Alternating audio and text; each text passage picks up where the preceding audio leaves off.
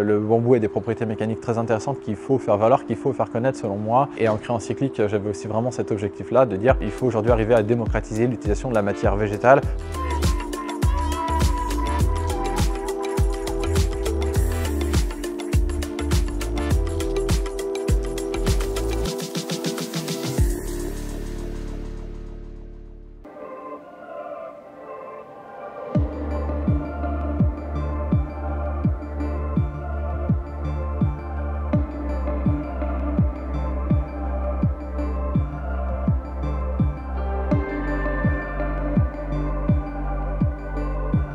Il faut savoir que le bambou absorbe les vibrations 5 fois plus que les matériaux les plus rigides comme le carbone, et également un matériau très dynamique, c'est-à-dire que le bambou va se plier, mais va renvoyer vraiment l'énergie qu'on l'a infligée. Donc quand on roule sur un vélo en bambou, c'est très intéressant d'un point de vue confort et dynamisme.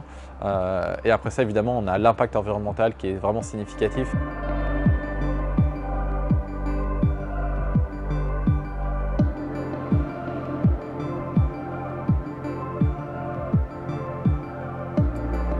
Pour fabriquer un cadre cyclique, on va prendre donc 6 mesures anthropométriques, donc qui vont être la hauteur d'entrejambe qui va être la plus importante, ensuite la hauteur de buste, la largeur d'épaule, la taille totale, la longueur de bras et la longueur de jambe. En fait, ces 6 mesures-là vont être une base de travail pour pouvoir fabriquer le cadre.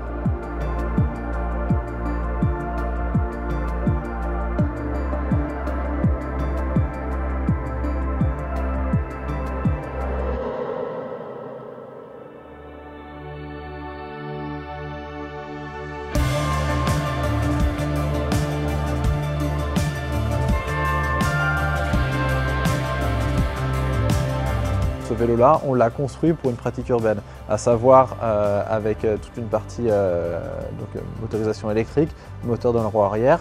La batterie se situe à l'intérieur du tube oblique. L'avantage, c'est qu'on va avoir une batterie qui va être protégée contre le froid, contre le vol. Le vélo a l'avantage d'être connecté, donc c'est un vélo qui peut être utilisé avec ou sans l'application. Mais si on l'utilise avec l'application, on a plus d'informations sur son vélo, sur le pourcentage de batterie qui reste, sur l'autonomie qui reste en termes de kilomètres, mais également sur la navigation à travers une navigation GPS. Une fois qu'on a ouvert l'application, on fixe le téléphone sur le guidon du vélo.